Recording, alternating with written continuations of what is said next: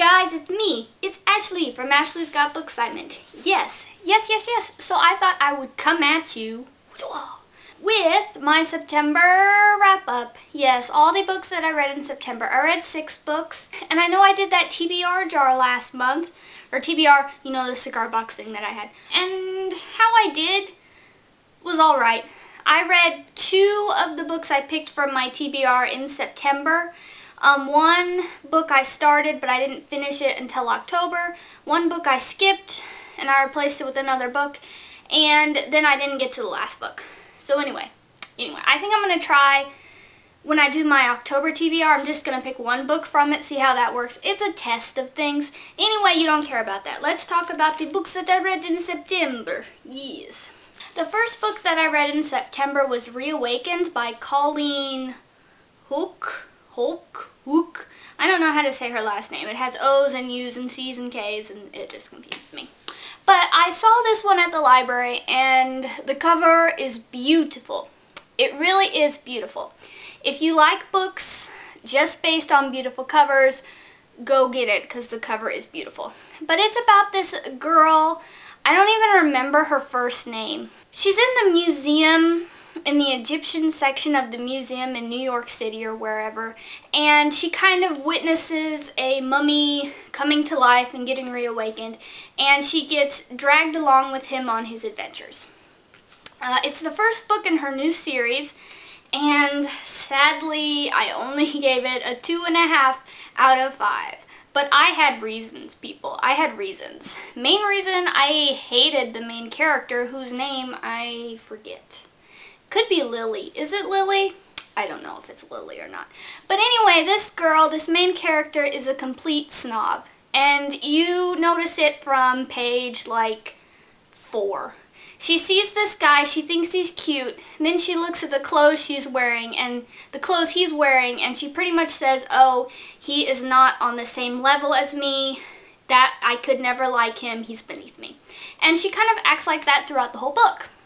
Which, who likes a snob as a main character? Does anybody? Second reason, she's hooked up with this Egyptian mummy guy who, you know, comes back from the dead or whatever. He's got a mission to save the earth. His name is Amon, I think. And throughout the majority of the book, he's not really into her, but she keeps throwing herself at him, and it just gets really annoying. Because, first off, he's not interested, girl. Just stop it. Just stop it. And 2, even if he was interested, the terms of his reawakening kind of thing are that he only lives for a couple days in order to complete the prophecy and stop the evil one. And then he goes back to being a mummy for another 1,000 years. So he only awakens like once every 1,000 years. So there's really no point to fall in love with a guy that's just going to go to sleep again in a few days and you'll never see him again. So that was my second gripe about it. And then my third gripe was when Amon wakes up. He kind of like latches on to Lily like a parasite. He's using her life force in order for him to survive and live and complete his prophecy. And that's pretty much why she gets dragged all over to all these places. It's not because she's special or he really likes her or anything like that. It's because she's the first human he sees and he needs her life force. So yeah, I just had so many aggravations with that book. Plus it was so slow. It seemed to take forever for him to go find his brothers and wake up his brothers and do the thing. And then you think, okay, everything's wrapping up. It's just going to be one book. But then at the very, very end, they throw in like a twist, and it's lame. So I didn't really like it. I don't know if I'll pick up the second book. I don't know. But the cover is beautiful. I will give it that. It has a beautiful cover. So the second book that I read in the month of September was Don't Look Back by Jennifer L. Armentrout. This is a thriller, mystery, standalone novel by Jennifer L. Armentrout. And it's about this girl who she and a friend go missing, and only she returns, and she has amnesia. She doesn't remember anything about her old life, anything about who she used to be, and she has no idea where her friend is. So it's pretty much her getting like flashbacks, trying to piece together what happened in the past, giving this book a 3.75 out of 5. I did enjoy it. And let me tell you what a relief it was, because if you've seen my other videos in which I rant about the Covenant series, you know that the last Jennifer L. Armentrout experience I had was a bad one. I hated that series, the Covenant series. So I was glad to not hate this book. I didn't think it was amazing by any means, but it was a lot of fun. I enjoyed it.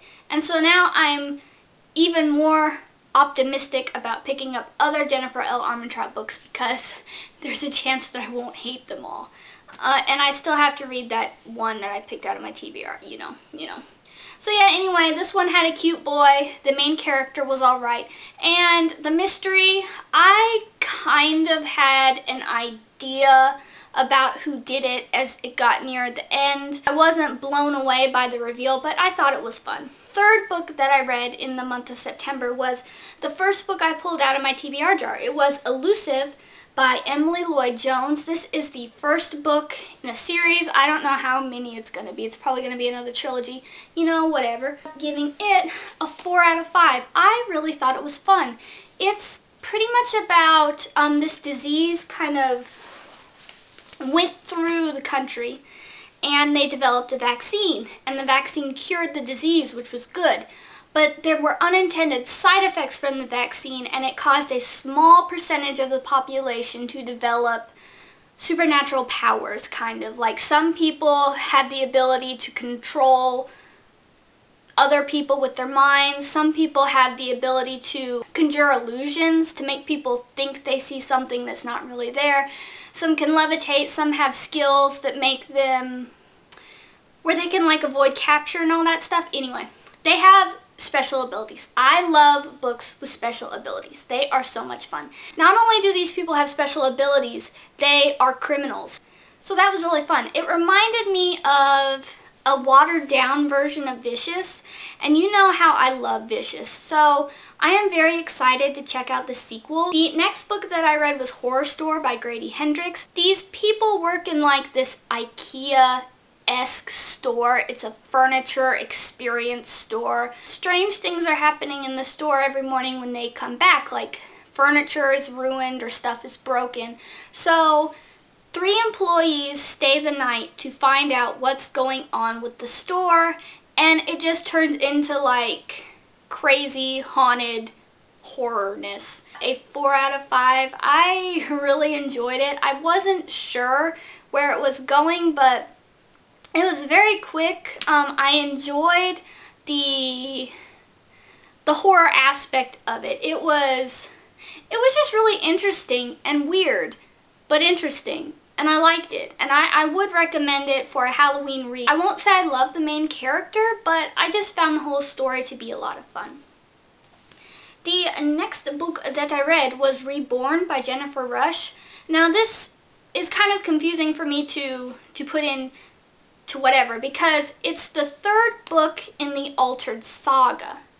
But the Altered Saga only has 3 books, and there are 3 e-novellas. And I have only read the 3 books, and Reborn is supposed to be the last book in the series, so it's the grand finale. I haven't read the e-novellas. They are not offered through my Library Overdrive app or anything like that, so in order to get them, I'd have to pay for them. And I don't know if I will do that or not. But anyway, back to Reborn. As a finale, I expected more. I gave this book a 4 out of 5 because I enjoy the whole series, so I did like this book. I just don't think it lived up to being a finale. In all the other books, we've been with Anna. Anna has been the voice that we read from. But in this book, the voice that we read from is Nick. And Nick is a favorite of mine from the series because he's this dark, mysterious, moody, sullen, you know, guy. The one that everybody likes. And he's been having these visions, these flashbacks of this girl who he doesn't know if he rescued her or if he killed her. So he goes to the town that pops up in his visions in order to find this girl and just kind of make himself feel better, prove that either A, he is a monster or he's not. And yeah, I liked it. I liked it. But it had a very slow start, and then when the end came, the end just felt like boom, boom, boom, boom, rushed. And it didn't feel like the ending of a series. I definitely would want more books in it, or at least I would want them to publish the e-novellas into a book so I could have it in my hands and read it. I don't know if that makes sense. It's still an awesome series. If you like action kind of things, you should definitely go check it out. But as a finale, yeah. The very last book I read in the month of September was Chew Volume 2, International Flavor? Yeah, International Flavor, by John Layman and Rob Gilroy. This is the second volume in the Chew comic series, graphic novel series. I always get those two confused. I think it's a comic series. But I ended up giving it a 5 out of 5. It was awesome. I laughed from the first page to the last. I love the art style. I love the humor. I love how the two characters remind me of Miles and Sawyer. It's just an awesome graphic novel series. I definitely recommend that you check it out because I loved it. So that's all that I read in the month of September. Now on to October, which is already, you know, whatever. So I will see you guys in the next video. Comment below if you read any of those books and tell me what you thought of them, and just, yeah, I'll see you later. Bye!